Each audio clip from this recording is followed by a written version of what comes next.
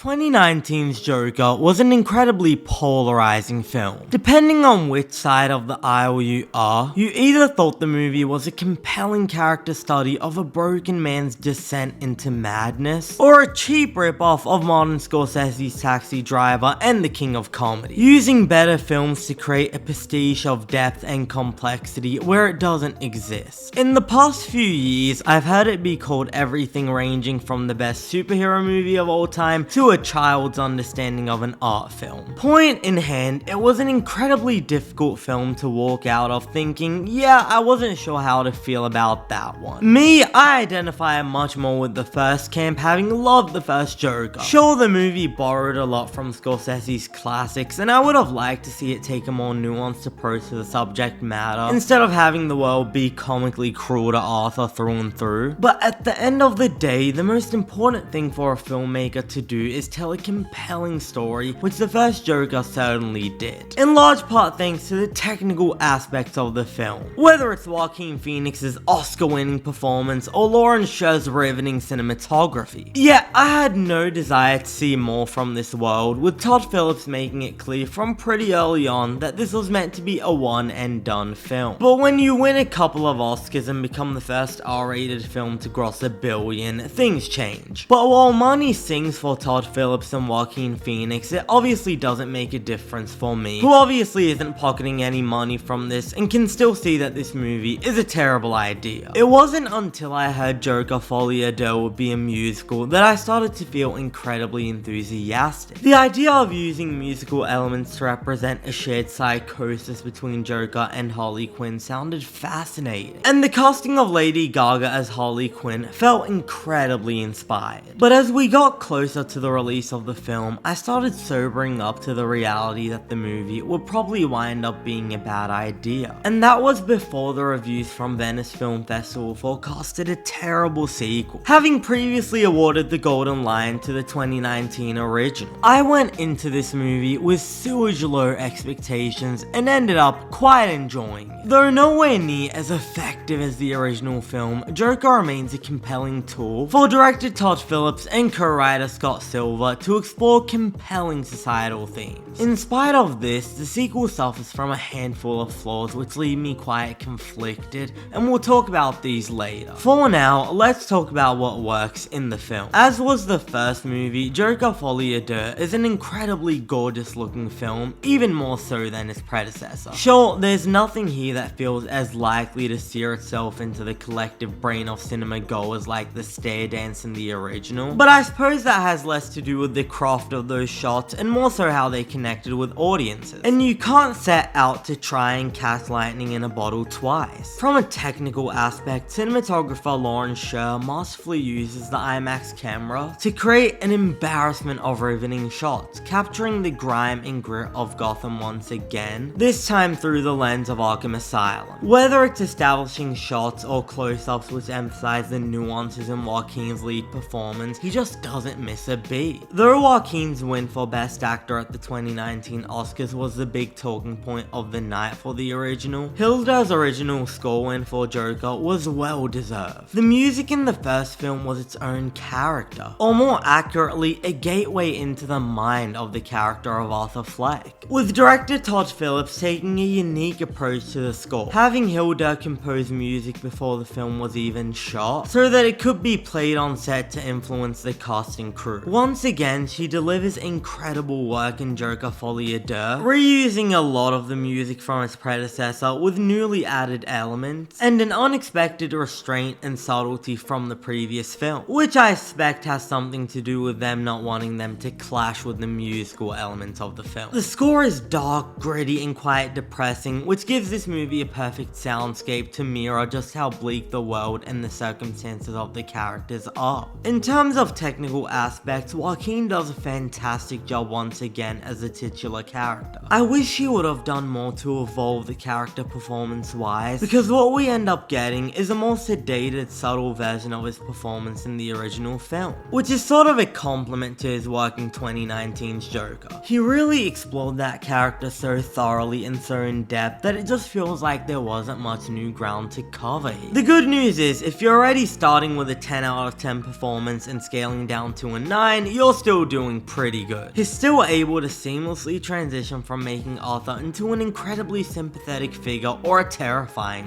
at times accomplishing both at once. The first movie was a cultural moment which caused a lot of internet discourse in both favorable and unfavorable directions, which lends itself generously to a meta deconstructionist sequel, which seems to be quite popping in fiction right now, whether it's The Last of Us Part 2 or The Last Jedi, the latter of which I still contend suffered from being boring more than anything else. Todd Phillips evidently heard the noise and decided to channel it quite a lot into the sequel. To no surprise, the movie has alienated the majority of its fan base, but as someone who loved the first film, I found the ways in which Phillips deconstructed the narrative surrounding the first film to be quite clever, creating a sequel which comments on society's obsession and relationship with true crime, and how society is much more interested in sensationalism and entertainment behind real life monsters than they are in genuinely seeking to condemn or even treat these real life individuals. It's a timely theme in a world where Ryan Murphy is routinely pulling in millions for his true crime media, and Todd provides an even more nuanced look at these themes than he did in the first movie. While making this movie, I feel like Todd assessed his work based on the highs he was hitting and the strengths of the ideas he wanted to explore. And it's a shame, because the movie is lacking the polish and craft to propel these ideas to the heights they could have reached. For one, Lady Gaga is wasted in the film. I was incredibly impressed by her performance in A Star Is Born, a great movie which I've even gone back to rewatch over time, but she is given nothing to chew on or explore her acting range with in the film. Whether it's the writing or the acting or the directing to blame, I'm pretty sure it's all of the above. Her portrayal of Harley Quinn feels less like the compelling three-dimensional portrait of Arthur Fleck which we get, and instead feels like a vibes-driven performance, where Gaga brings to the table her inherent kooky vibes and energy to the character while doing nothing in addition to elevate it. I heard in an interview that Phillips got Gaga to sign onto the movie based on the first half of the script having not yet written the second half, and now I think that was an intentional deceptive decision from Phillips' end, because the movie has no idea what to do with her in the second half of the film. Brendan Gleeson is similarly wasted, as an Arkham guard who appears slightly less terrible than the other even more psychotic and terrible guards in the asylum. While his chemistry with Phoenix shines even more in the first film than maybe even his chemistry with Lady Gaga, the movie similarly has no idea what to do with him in the second half. Taking an incredibly talented actor who recently delivered subtly effective work in The Banshees of Inisherin and insulting him with a role that anyone could have played, which is the same way I feel about Harry Lordy as Harvey Dent. Sure, his performance feels uninspired and generic, but honestly, it's a fitting performance for an uninspired and generic character. I mean, if I were a talented actor approached to play this character, I would have no idea where to start. How do I find the truth or psychology in my portrayal in a character where it doesn't exist? To put it simply, if you hired an actor that was 20 years older and they played the character with even more experience than Harry Lordy did, it ultimately doesn't change the movie at all. If the inclusion of musical elements into Joker Folie Á Deux is what made me excited for this sequel, it's ironic that they end up taking so much away from the experience of watching the movie. Every single musical number feels half-baked, the work of a director who has no idea how to direct a musical sequence and has no desire to learn how. If Phoenix runs circles around Lady Gaga dramatically, then it's only fair that Gaga is given the chance to run circles around Joaquin musically, which he absolutely does. Instead of the movie masterfully transitioning from the reality scenes into the musical numbers, Phillips clunkily and lazily cuts to a black screen, then filling up the screen with a musical number only to return to the present with as little tact and smoothness as we left it. Because of the gorgeous cinematography, some of the musical numbers are well shot, but that doesn't compensate for the uninspired, non-existent choreography of such scenes, or the lack of interesting staging or even dances, which don't create as strong of a contrast between the real world and Arthur and Harley's fancies as Todd might have hoped for. If your first thought when you heard it was a musical was, damn, Todd's got balls, when you see how little he's actually willing to embrace and run with the musical elements, you're gonna think, damn,